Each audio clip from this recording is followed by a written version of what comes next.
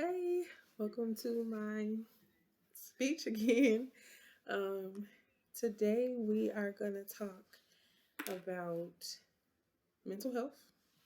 The title of my speech is The Mental Jungle. The point of this speech is to hopefully give you a little more insight on mental health, the importance of mental health, some of the signs and symptoms when your mental health is declining or you may be in a little bit of trouble. Um, so,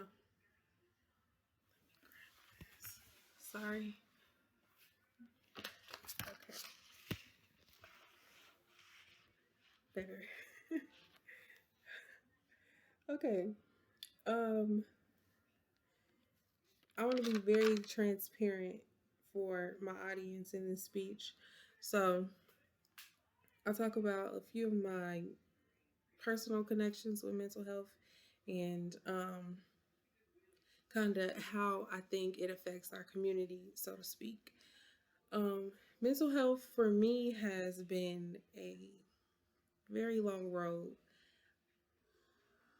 Where do I start?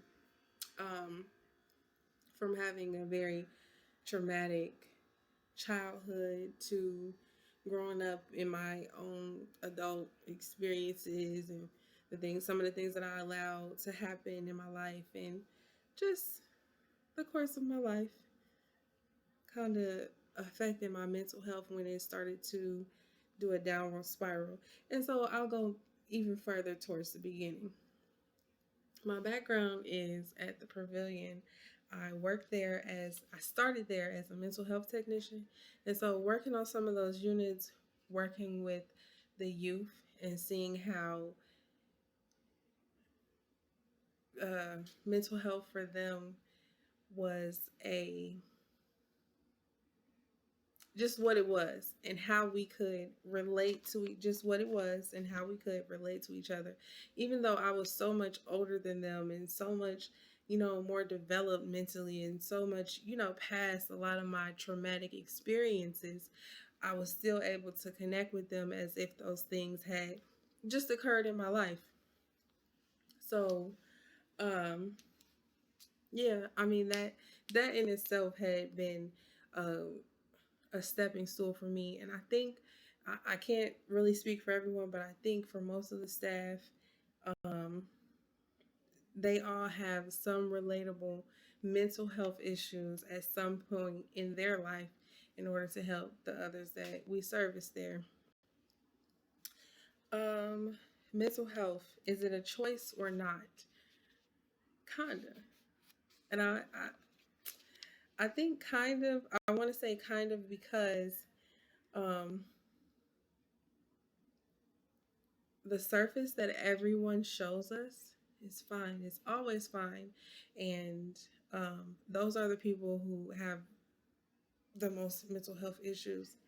And circumstance wise, I think mental health affects the Black community because a lot of times we are not allowed to have mental health issues.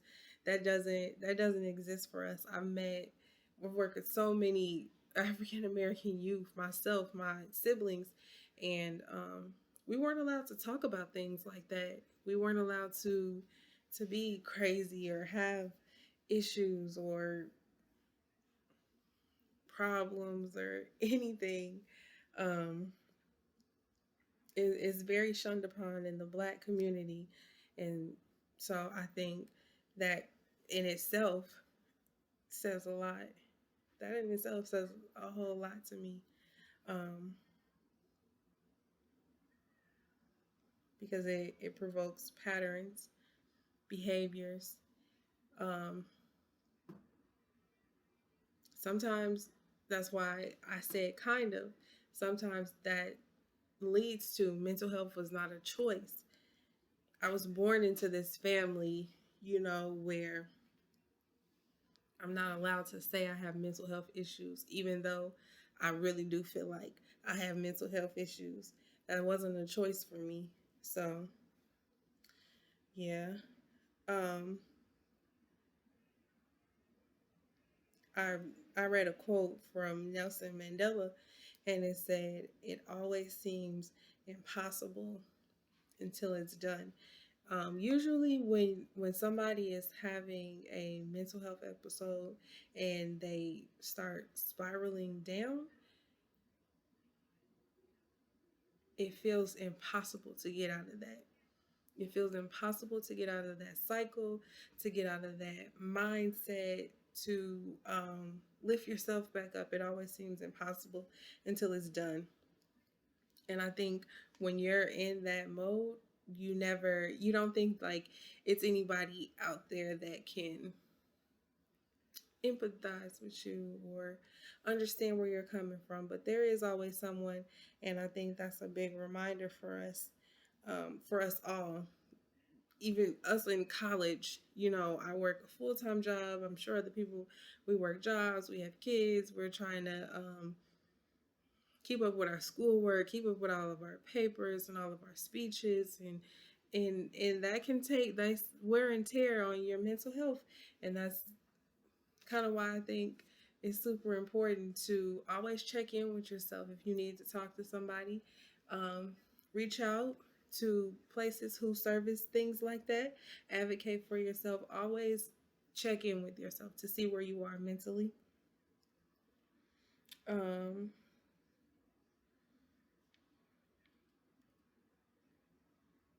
and lastly, and this is probably the most important piece to me, how to bounce back from um,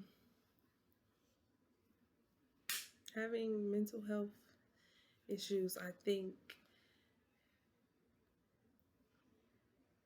reverting back to spaces that make you happy, spaces that make you feel welcome, always inviting new comfort spaces into your life.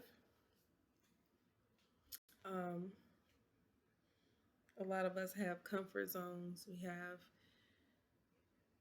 safe spaces. Creating new safe spaces, I think that's the probably the best way to grow. Growth changes mental health. And that's all I got for y'all. Bye.